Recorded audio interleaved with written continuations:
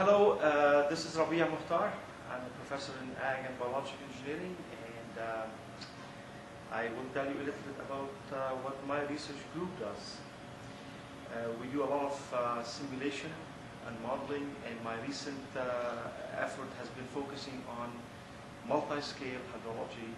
And what that means is trying to understand the processes, the hydrologic processes, how water flow at multiple scales. Keegan joined the group about a year ago, and he was involved in some experimentation and some analysis.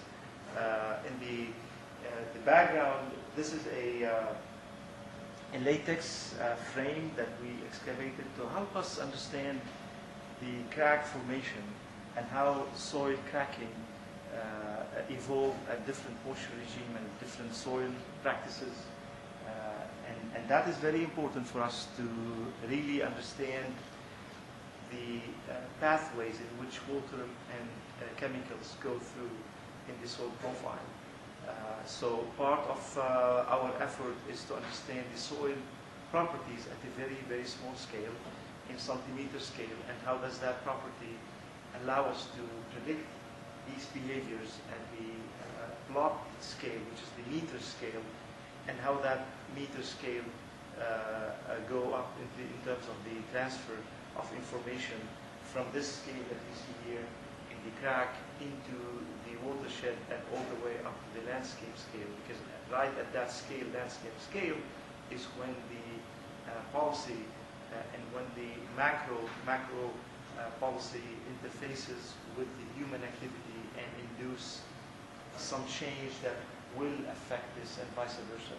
What happens at this scale will also affect the water balance and the chemical balance at the landscape scale. Hi, my name is Keegan Dunn, and I'm a sophomore in Environmental and Natural Resource Engineering. And this summer I did undergrad research here in the AVE department. Some of the things we did, I was working with a graduate student, and basically we were trying to determine preferential flow of water through pathways in the soil. And actually we went out to the agronomy fields here at Purdue and did a lot of research out there in the hot sun here in Indiana, and which actually was kind of enjoyable. Here are some soil samples that we took, and what we did was we ended up weighing them and finding moisture content, and that way we could determine at what sublayer of soil how much water was in each sublayer, and determine how much water was actually flowing down into the cracks in the soil. Another thing we did was, if you can see, some of these bags have latex in them.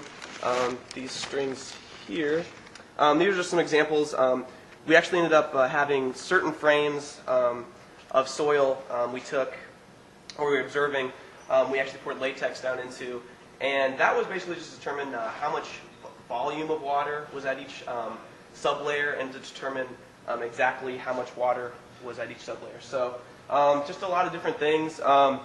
This is my first undergrad research program that I was with, and I actually really enjoyed it. It was about 4 to 6 weeks long, I think. It was almost 2 months, and it was actually a lot of fun. I got a lot of really good experiences out of it, and it'll be something really awesome to put on my resume.